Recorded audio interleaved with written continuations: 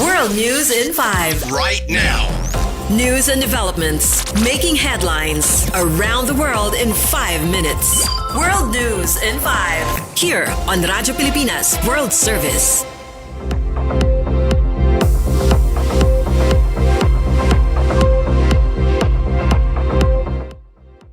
Good day, I am Peñano with today's World News in 5. Bangladesh political crisis has reached a historic turning point.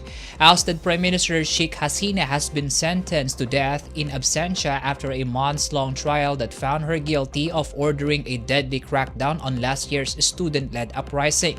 The verdict triggered cheers inside the packed courtroom while crowds outside knelt in prayer. Hasina, who fled to India in August 2024, rejected the ruling as a rigged tribunal, accusing the interim government of trying to erase her Awami League from politics.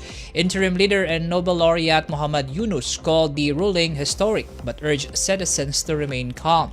Security forces were deployed across Dhaka following clashes earlier in the day as protesters demanded the demolition of the remnants of Hasina's father's home.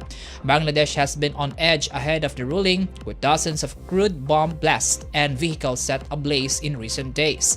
Authorities are now calling on India to extradite Hasina and her former interior minister, who also received a death sentence. The tribunal's decision comes just months before national elections. A UN report earlier found that more than 1,400 people were killed during last year's unrest, the country's worst political violence since 1971.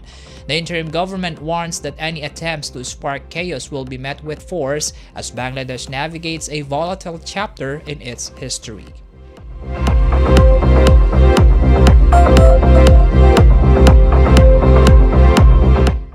In our news, the United Nations Security Council has approved a U.S.-sponsored resolution backing President Donald Trump's roadmap to end the war in Gaza. The measure, adopted Monday, endorses Trump's 20-point plan and gives the green light for an international stabilization force to enter the Palestinian territory. Israel and Hamas had already agreed to the plan's initial phase, which includes a ceasefire and a hostage release arrangement. But UN approval is seen as crucial for forming a transitional governance body and encouraging countries to contribute troops for Gaza's security and reconstruction. The resolution allows member states to join a US-led board of peace tasked with overseeing Gaza's rebuilding and economic recovery.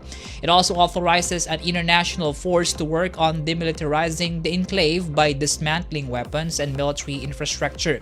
Hamas swiftly rejected the measure, saying it imposes foreign control over Gaza and insisting it will not disarm.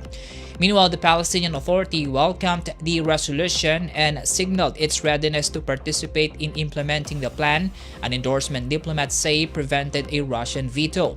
Moscow and Beijing abstained in the final vote, allowing the resolution to pass.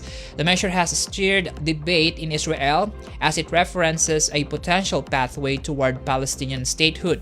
Prime Minister Benjamin Netanyahu, facing pressure from his right-wing coalition, reiterated that Israel opposes a Palestinian state and vowed to demilitarize Gaza one way or another.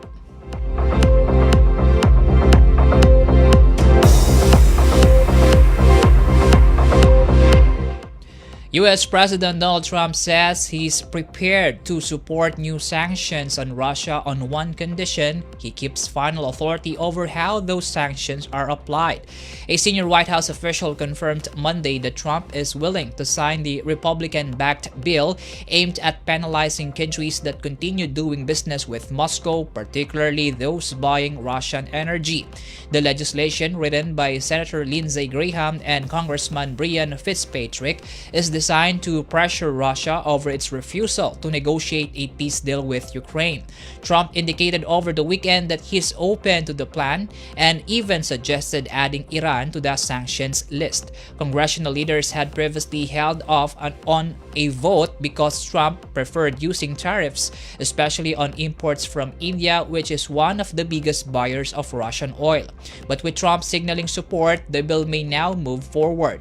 The White House says it will insist on language that ensures Trump maintains ultimate control over any sanctions decisions.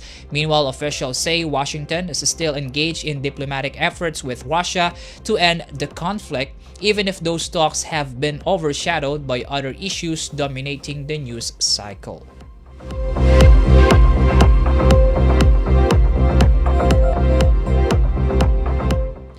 And that concludes today's edition of World News in 5. For Radyo Pilipinas World Service, I am Win Peñano. Good day.